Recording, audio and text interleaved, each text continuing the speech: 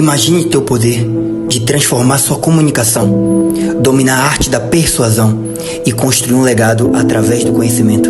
Então, seja bem-vindo à Família Delta, onde revelamos o segredo do nosso método exclusivo, o efeito Delta.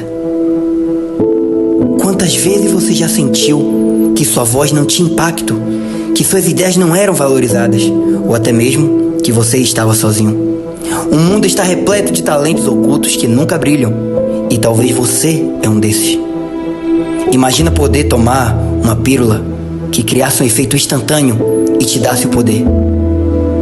Foi por isso que criamos o efeito Delta, um método revolucionário que combina 3 pilares: oratória para dar poder à sua voz, marketing digital para criar sua liberdade financeira, teologia para fortalecer seu conhecimento e valores diante da sociedade.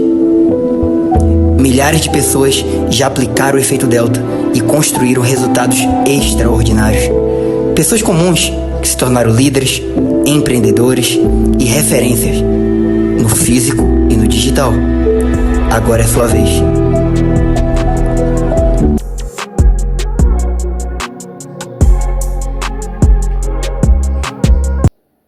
Fala pessoal, estamos aqui para mais uma aula e hoje de Sociologia. Eu sei que no período ali do ensino médio, talvez não foi ensinado com tanta didática, quanta qualidade que a maioria esperava. Talvez a gente foi bombardeado de muita informação e pouco conhecimento. Mas hoje eu quero tentar ajudar vocês um pouquinho com Sociologia. E vamos lá, para entender de cara o que é Sociologia, precisamos ter na mente que esse termo e toda a sua história, ela tem o seu berço na Europa. Mas qual é a Europa? A Europa medieval. Quando a gente vai lembrar realmente da escola, lembra aquele período de feudalismo, vassalo, suzerano, que às vezes a gente dormia na aula, ou a galera que era mais nerd, né, ou era mais estudiosa, focava. E tinha dia que parecia que fazia sentido, tinha dia que não tinha muito sentido, não sei se era o professor, ou a matéria, ou os alunos. Mas tudo isso ajudaria muito a entender hoje a sociologia de uma graduação e licenciatura. Então, a sociologia... tá vendo por isso que eu falo? Por que tem que ter esses nomes, né? É uns nomezinhos. Vamos aproveitar e já falar desse nome, gente? Sociologia. Para que esses nomes complexos, né? Mas vamos lá. Sociologia. Todas as vezes que você vê em qualquer matéria a palavra final ali, né? A terminologia logia, que vem do termo grego logia, é estudo. Tá? Então, filosofia, amigo da sabedoria, e tantos outros que você pode ter. Antropologia, antropo, homem, logia, estudo do homem, né? Da sociedade em geral, antiga, a parte antiga da sociedade. Sociologia, socius, vem do latim, significa companheirismo, aliado, estrutura, sociedade. E logia, de logos, vem de estudo. Então, a sociologia foi criada ali no século XIX, tá? Século XIX. Gente, isso que é interessante. Todas as vezes que vocês forem pensar nessa matéria, vai ter 3 parâmetros básicos. Europa, tá? Como berço. A França como pontapé. Então, tem o continente europeu, o país da França, e temos pensadores, tá? Um dos mais importantes é Auguste Comte, ou Auguste Comte, né? Ele é o francês considerado pai da sociologia. Então, sociologia, trocadas em miúdos, é nada mais, nada menos que o estudo científico e sistematizado das estruturas da sociedade. Então, tudo que a gente vê ao nosso redor, como sociedade, como cultura, né? Cultura geral, é estudado pela sociologia. Só que a sociologia ela precisa de métodos científicos para ser validado. E uma coisa que nos confunde muito quando a gente está estudando sociologia é porque, ó, eu até separei uma frase aqui para vocês, eu gosto muito desse livro, como eu falei, que eu vou indicar alguns artigos um pouquinho melhores, que vai dizer assim, ó: a sociologia como obra geral está vinculada à Idade Média em uma sociedade antiga. Auguste Comte é o pai, mas temos como base a Idade Média religiosa. Eu não sei como é que vai ser a postura, né, aí da faculdade em relação à sociologia, mas eu já quero salientar aqui que eu não vou ser imparcial, né? Isso é um detalhe da sociologia de Auguste Comte e de Durkheim. Professor, que nome é esse? Pelo amor de Deus, eu vi isso na matéria, mas já estou ficando doido. Vamos lá, gente. Todas as vezes que eu falar em sociologia, alguns nomes vão ressoar ou saltar mais. Ali, no período do século XIX para o XX, a gente vai ter Augusto Comte. Lembra desse nome, ele é o pai fundador, ele molda, tá, a parte semântica, ele que cria esse nome sociologia. Por quê? Porque ele vai olhar as mudanças sociais que estão acontecendo, que a gente já vai falar sobre isso, e ele percebe que tem que ter uma resposta para essas coisas. Porque junto com as mudanças sociais, que a gente até estudou nas perspectivas, né, profissionais, a gente estudou ali sobre a era industrial 4.0, que é a tecnologia, lá na época dele, que já estava no período 3.0 para 4.0, ele percebe que estava tendo mudanças, mas com as mudanças na sociedade também vem muitos problemas, como fome, saúde e outros que a gente vai falar. Então, para a gente entender, existem 5 eventos antes do grande advento do século XIX, que a gente chama da sociologia propriamente dita, né? Primeiro evento, a gente vai estar inserido ali, de novo, Europa. Não esqueça, gente, eu vou tentar ser bem didático nas falas repetitivas, para vocês entenderem que a matéria, ela voa para alguns lugares, mas o continente, o país, os autores, normalmente são os mesmos. Só que a semântica, as pronúncias, algumas terminologias, alguns métodos que são diferentes e vai parecer que está falando de outra coisa, mas não está, beleza? Então vamos lá. Quando chega no século XIV, vai ter o renascimento, o renascentismo, né? Que é quando vai surgir ali na mente das pessoas, junto com a ruptura ali, junto com o iluminismo, de que agora é o antropocentrismo, ou seja, antropo do grego, homem, e centrismo, centro, que é o grego centro, seria agora o homem no domínio. O homem agora ele tem um espaço de fala. E uma pintura que nos ajuda muito é essa que você está vendo. É a pintura do homem, né? Segurando ali o seu dedo até o próprio Deus. E você percebe que o homem poderia se esticar, mas ele não se estica. Agora a ideia é que o homem tem esse domínio, ele tem o controle da razão. Mas logo depois a gente vai ter no século XV as grandes navegações. E o que isso é importante? As grandes navegações, ela dá um parâmetro para que outros lugares possam aprender a mesma cultura de um lugar só. Então, assim como a imprensa de Johann Gutenberg, em 1455, né, quando vai a primeira impressão ali da Bíblia Sagrada, ali vai dar o pontapé para que as pessoas pudessem estudar mais rápido. As grandes navegações é a mesma coisa.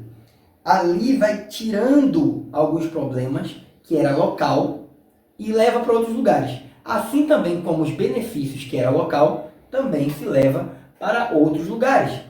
Até que lá para frente a gente vai ter no século XVI a Reforma Protestante.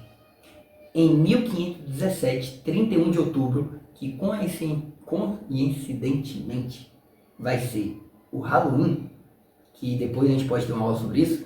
O Halloween não é propriamente uma cultura dos Estados Unidos ou uma migração para outros países, mas tem a ver com a Reforma Protestante. Em 1517, 31 de outubro, Lutero vai lá e bate lá naquela igreja 95 teses, querendo não a revolução, mas uma reforma. Né? Tem alguns historiadores que vão apontar que Lutero ele não sai da igreja, e realmente, historicamente, ele não vai sair da igreja, mas ele queria que a igreja se transformasse, ela mudasse coisas que para ele, moralmente e eticamente, estavam fora dos padrões bíblicos. E aí ele vai montar uma estrutura ali, 95 teses, apontando os erros da igreja. Né? Após aquilo ali, gente, vai criar uma ruptura na sociedade religiosa, porque até então, nesse período ali, antes da Lutero, que era a Idade Média, a gente conhece os termos, né? Idade Média, Idade das Trevas, Idade da Escuridão. Parece que tudo era religioso, era pela opressão. Claro que aqui a gente vai ter nossos pormenores, não dá para falar agora. Mas esses autores, como Emile Durkheim, Max Weber, Karl Marx e outros, vão salientar que a religião, a política e a economia nos ajudam a entender a sociedade como um todo. E é por isso que a matéria sociologia ela é importante, porque ela é a fundamentação de como que eu entendo esses pontos de vista. Como que eu faço uma boa leitura da religião? Como eu faço uma boa leitura da economia? Isso tudo, cada um deles falou de forma rebuscada, bonita e difícil de entender, mas a gente vai entender de uma forma bem tranquila. Depois disso também, no século XV ali para XVI, a gente vai ter o avanço científico. É muita coisa que vai acontecer, questão também de doenças que outrora, né, da Idade Média, era dita como misticismo ou magia, agora se descobre que tem causas, né, tem como ser curada, vacinas vão ser criadas nesse período. E aí vem o pontapé no século XVIII, Revolução Industrial. A Revolução Industrial, perdão, ela vai começar ali, gente, ó, isso aqui que é doideira, interessante, né? A Revolução Industrial, ela começa com o pontapé de que chega de um homem trabalhar braçal, o homem labutar muito. É engraçado. Chega da Revolução, o homem trabalha o triplo. Tem historiadores que vão afirmar que tinha uma carga horária de 14 a 15 horas direto. E o homem agora, ele não tem mais nada artesanal, é tudo mecânico, mas a produção também começa a vir com problemas. Por exemplo, a sociologia, ela vai listar alguns detalhes da Revolução Industrial, que é a poluição, a prostituição e alcoolismo aumenta nas ruas e nas cidades, os bares também aumentam, a violência também aumenta nesse período, escravização, parece que quando estava melhorando, vai piorando de novo. A gente vai ter o trabalho infantil muito forte, né? Quantas histórias também que a gente vai passar por aqui, falando sobre as indústrias que contratavam crianças, tendo dezenas e dezenas de mortes. Então, olha que interessante, para ficar ainda mais didático, a sociologia, ela é um olhar futuro e atual, mas com a perspectiva e com a ferramenta do passado.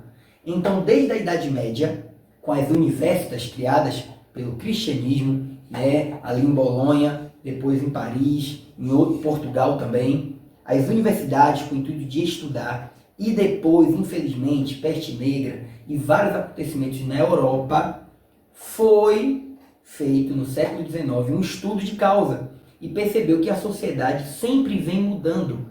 Como que eu estudo isso? Ou seja, quando a empresa nova surge, como que eu entendo a economia? Quando um tipo de religião surge, ou até mesmo um governo religioso surge, como que eu entendo esse posicionamento dele?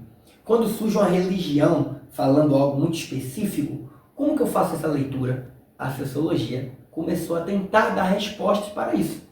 Esse é o papel bem principal mesmo da sociologia. Mas vamos lá, eu sei que eu deixei o PDF aqui baixado para que ajudasse vocês aí. Ó, seguinte, gente, olha que interessante aqui. Vamos lá. Eu separei algumas coisas porque realmente me irrita muito ver alguns trabalhos aleatórios que é dado para que você, que tem um monte de coisa para fazer, fique perdendo tempo, né? Então a gente tem aqui, ó, Desencantamento do Mundo segundo Max Weber, né? É da revista Faculdade Duque de Caxias. Ali vai ter 14 páginas, mas, como diz o professor Clóvis de Barros Filho, né, indico vocês assistirem, tem muitas aulas de sociologia, aqui poderia ser resumido em 3 páginas, estava top. Mas vamos lá, olha o resumo geral, que aqui é uma revista científica, né, um artigo, então precisa ter uma fórmula de TCC, né? Então vamos lá. Max Weber, ou Weber, analisa a realidade moderna e nessa análise volta-se ao passado. E enquanto tipo ideal, argumenta que a racionalização existente na sociedade moderna recebeu grande influência do contexto metafísico religioso, que para ele seria o ponto de partida da humanidade. Mas com o desencantamento do mundo, a vida, a natureza passam a ser vistas como passíveis de domínio, pois nelas não há nada mais de sagrado. Vamos lá, gente. Eu vou separar o vídeo porque eu quis fazer esse vídeo só para vocês terem uma introdução para a primeira aula, quarta-feira, às 20 horas e 30 minutos. Então aqui é só para vocês terem um âmbito, porque eu sei que eles vão encher linguiça, vão falar, vão bater do que é sociologia, como entender, aí talvez vai falar muito disso aqui, vai dar trabalho. Mas então, ó, para a gente recapitular, sociologia, ela é vista, ela é concebida na Europa medieval. Então ali, desde a era medieval, já se vem um pensamento de revolução. A gente tem o iluminismo, renascentismo, reforma protestante, tá? Tudo isso são movimentos que vai começar a colocar no homem mudanças de dentro para fora. E o que é o fora? É toda vez que meus ideais molde a sociedade. Para isso se levantou homens. O primeiro deles, chamado de pai da sociologia, porque ele cunhou esse nome, né? Vai ser o Auguste Comte, francês, lá na Europa, de novo. Ele entende que a gente precisa ter um olhar de mundo naturalista ou positivista. O que é isso, gente? A ideia de Auguste Comte era que toda vez que a gente olhar a sociedade ou for estudar ela, a gente precisa ser parcial, a gente precisa não colocar nossas vontades ou nossos desejos, mas olhar de forma analítica, muito centrada, né? A gente olhar só para aquele objeto que estamos estudando. Qual é a problemática disso? É o que outros, como Max Weber e como Durkheim, né, Emile Durkheim, vai dizer que é impossível eu estudar a sociedade sem os meus pressupostos. Ou seja, como que eu vou falar de família sem eu analisar a minha própria maneira de pensar o que é família? Hoje eu sou casado, tenho 2 filhos. Como que eu vou falar sobre família sem deixar de falar sobre a minha família? Como que eu vou falar de religião sem falar da minha religião ou do meu pensamento religioso, ou seja, ateísta? Ou seja, sempre que eu faço sociologia, inevitavelmente eu carrego pressuposto. E eu espero que a faculdade não faça esse desfavor de ser imparcial. A gente precisa analisar a sociologia de forma realmente aberta, como Weber e vários outros tentou fazer. Tá? Sempre a gente vai carregar algum pressuposto. Mas a gente precisa ensinar, como aqui eu não estou afirmando ainda sobre nenhuma fonte sociológica. Estou dando um contexto histórico. Como que a sociologia surgiu, o que significa a sociologia, quem é o pai fundador, aonde foi sua origem e o pontapé principal. E só para recapitular esse detalhe, antes de entrar aqui para ele, o pontapé, como eu falei, no século XIX, vai ter muito a ver devido à Revolução Industrial. Eles percebem que agora o mundo mudou.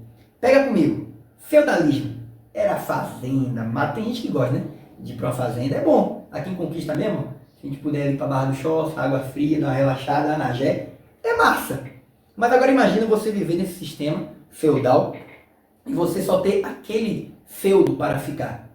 A Revolução Industrial, junto também com o advento da burguesia, também depois vamos trabalhar sobre isso, o que é a burguesia, não é só a questão de riqueza, isso tudo vai ajudar para que começasse a criar empresas, indústrias. E qual foi, gente, a invenção principal? Pensa aí um pouquinho, pensa. Exatamente, as máquinas a vapor. As máquinas a vapor, em 1780 em diante, fez que as produções das indústrias agora fossem automatizadas. Mas com isso veio poluição. Agora a poluição era muito grande, até hoje a gente vê, né, como as indústrias poluem. Né? Os carros também poluem, os meios de transporte. Naquela época começou a se fabricar também meios de transporte, antigamente era o cavalo, que também tinha outra problemática, as carroças, né? Vai se dizer um autor, Victor Asimov, se eu não me engano, ele vai dizer que na Inglaterra o cheiro era tão forte das fezes dos animais que graças a Deus foi criado o automóvel, porque estava difícil. Mas sempre que a sociedade muda, também vem problemas. Então esses homens, que vai chamar do triplé ou tripé, né, da sociedade ou da sociologia, que é o Emile Durkheim, o Max Weber e o Auguste Comte, eles vão dar esse pontapé de falar, gente, ó, bora começar a estudar, porque a poluição está dando problema. Como é que a gente resolve? Agora está tendo problema na saúde. Como é que resolve? Agora a gente conseguiu abolir a religião, será? Com a Revolução? Não sei. Vamos estudar. Então tudo era estudado. E agora o pontapé também, gente, ó, o segundo pontapé. Isso aí a gente aprende na escola. Vem a Revolução Francesa. A Revolução Francesa, em 1789, que é o famoso partido ali dos jacobinos gerundinos, que infelizmente uma galera não conhece de política e fica, eu sou de esquerda, eu sou de direita no Brasil, e nem sabe de onde que veio a estrutura política de esquerda e de direita, o que que é, tudo tem a ver com a Europa. Então a sociologia, ela nos dá essa base para ter postura científica de comentar sobre política, sobre religião, sobre saúde, sobre família, de forma linear e também muito precisa. Então, só para vocês entenderem o pensamento bem rápido. Auguste Comte, pensamento principal dele, já vou deixar aqui no cardzinho aqui em cima, Como também a ideia geral dele era que precisa ser uma ideia natural. Toda vez que eu vou estudar a sociedade, precisa ser natural, porque a sociedade sozinha, ela se muda. Já Weber entende que tudo que a sociedade faz foi baseado em algo metafísico religioso. Porque na Idade Média, vocês lembram, existia o camponês, a nobreza e o clero. Era o chamado do triângulo, né? Que você não podia ultrapassar um status para o outro. Então, a religião era muito forte. Estava muito forte a Igreja Católica e muito, infelizmente, gente, eu não vou omitir, teve muito sangue e muitas coisas ruins, como também muita coisa boa com a religião, né? Eu não vou usar aqui a frase de alguns autores como Nietzsche e tantos outros, né, que diz que a religião é o ópio do mundo. Na sociologia, eu só posso usar esses jargões se eu tenho um método científico. Então, para a gente encerrar, para não ficar tão longo, né, eu falei que eu quero fazer algo simples, não simplório. Todas as vezes que vocês entenderem sociologia, entendam. Ela tem ramificações: política, religiosa, geral, econômica, e sempre vai ter como patrono ou pai esses três autores. E nesse artigo aqui, o ponto fundamental desse artigo, vocês vão perceber na leitura, é que ele vai fazer uma distinção, que agora o homem precisa ter controle da natureza, ele precisa ter controle sobre o sagrado, ele precisa ter controle sobre a política. Agora o homem, ele faz a parte da sociedade, ele não fica alheio, ele não recebe informação e passa para frente, ele analisa. Por isso que ele vai dizer assim, ó, a natureza passa a ser vista como passível de domínio, pois nela não há mais nada de sagrado. Novamente, na próxima aula a gente pode trabalhar melhor o pensamento de cada um, entender o que cada um queria dizer e como que a Europa ganhou esse papel. Um outro detalhe aqui, gente, ó, que eu tinha separado para vocês sobre Pierre Bourdieu, que foi também, né, um dos principais aí, antropologista, como também sociólogo da França. Novamente, França, tá vendo? Memorizar tanto país. Novamente ele criou um sistema, um método chamado hábitos, o hábito, que depois formou a nossa palavra hábito. Ele entende que a sociedade é constituída de hábito. A gente tem padrões comportamentais que fazem a gente ser o que a gente é, como sociedade. Então, esses autores que a gente vai estudar não é tão complexo como se parece, tá, gente? Ah, professor, está dizendo que todo mundo vai entender, que é fácil demais? Eu não disse isso, eu disse que não é complexo demais. Existe sim uma complexidade, existe uma calma para você entender, mas com bons métodos, boa leitura, uma aula boa, vai dar certo, não se desespere, tá bom? Então, já segue a gente aí, ó, mete o like aí, tá? Curte aí, gente, curte. Segue a gente aí no Instagram, @casaldelta. Estamos aqui para ajudar. Um abraço.